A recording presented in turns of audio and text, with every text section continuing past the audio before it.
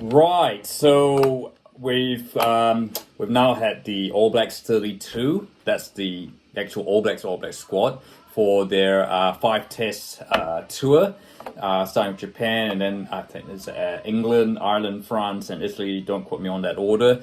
That side is, as I mentioned in the video before, not much changes from the Rugby Championship team. With the one exception, of course, Cam Roigard, of course, proving he's now recovered from his serious injury earlier in the year. Played for Counties off the bench and looked really, really sharp, so he naturally slots in. And because Perinara and Ratimer keep their place, that means Noah Hotham is the one to miss out. Other than that, look, there are not really any significant changes now, and I guess the real interest was really in this All Blacks 15 squad. Now, the All Blacks 15, they will be playing two games. Their first game is against Munster at Thomond Park on Sunday, November the 3rd. I think that's New Zealand time. And then that'll be Saturday night, and then Sunday afternoon against Georgia in Montpellier. Now there is probably a bit. I would have said there's a bit more intrigue in this All Blacks 15, which is going to be coached by Chiefs coach Clayton McMillan. They've got Corey Jane as one of the assistants, along with Jamie McIntosh and David Hill. So quite a bit of Hurricanes involvement there. Of course, remember Jamie McIntosh is a Hurricanes assistant coach, and of course David Hill, former Waikato and two cap wonder David Hill. So a bit of intrigue there, because I guess as Scott Robertson has publicly said that there is going to be a bit of sort of interchange between the All Blacks and the All Blacks 15, just to give experience. I think that I guess you're looking at there's one name I'll look at from this All Blacks 15. It will be Harry Plummer. Well, I'm just going to jump in straight away, because of course Harry Plummer has been involved with the All Blacks. So this is a very good move. But look, let's look at the squad. Look, hookers: Brodie McAllister, Kurt Eklund, Bradley Slater. Your hookers: Bradley Slater, I think, has been excellent for Taranaki. Props: Xavier Numia, who has been in the All Blacks, George Dyer, Salomau, Marcel Renata, George Bauer, former captain All Blacks, just coming back from injury. So certainly needing to build that depth. And prop locks, you've got Josh Lott, another player who's had a lot of injuries in the last couple of years, been really, really good for Taranaki.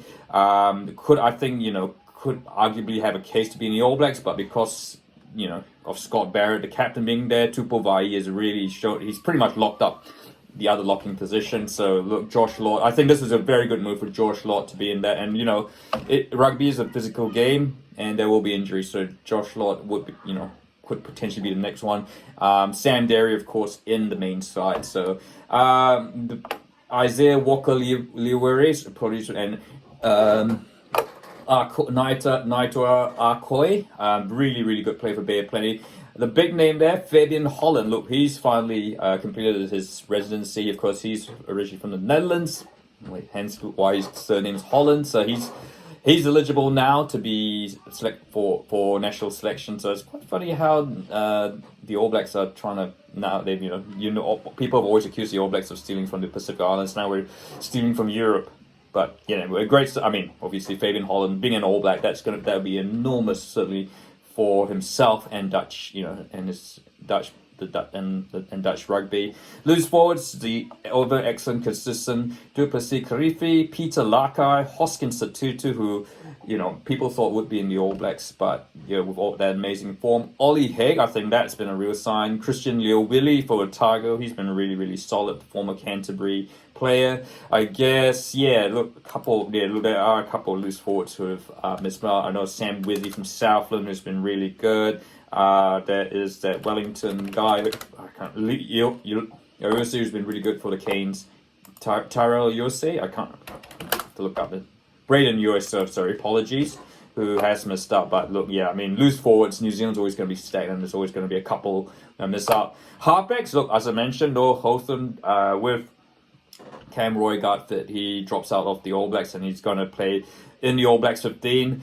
Again, it's another case of, if one of the halfbacks gets injured, then you'd think Hotham will almost literally draft in. So it's not I think this is a very positive thing for a very young, talented Noah Hotham. Of course, Ratimer is good. Roygaard is clearly the person that the All Blacks will be thinking about. Ratimer certainly deserves to be in the equation for that number 9 jersey, and he's really done nothing wrong. Finley Christie makes it 2 Tasman halfbacks.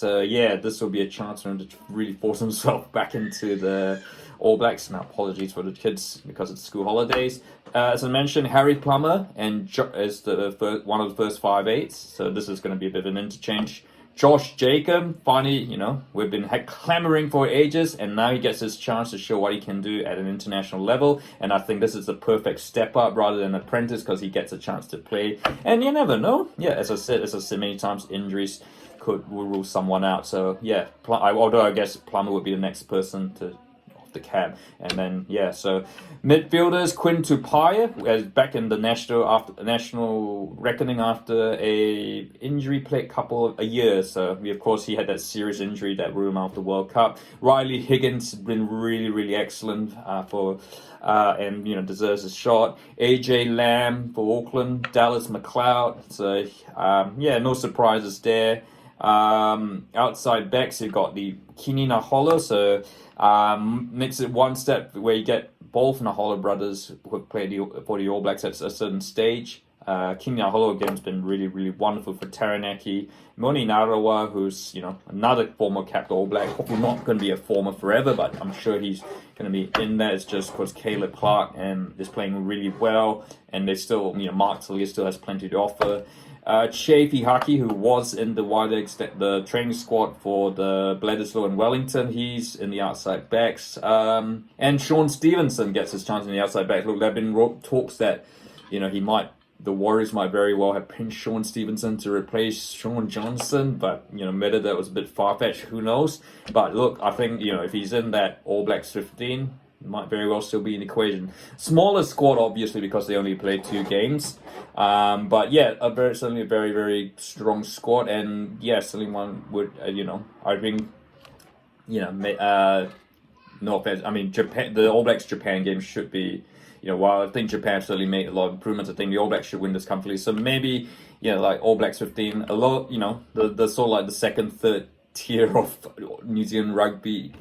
Against Munster, and it will be interesting to see how many players Munster will release, given of course this is sort of like a tour game. They do tend to not play their best players.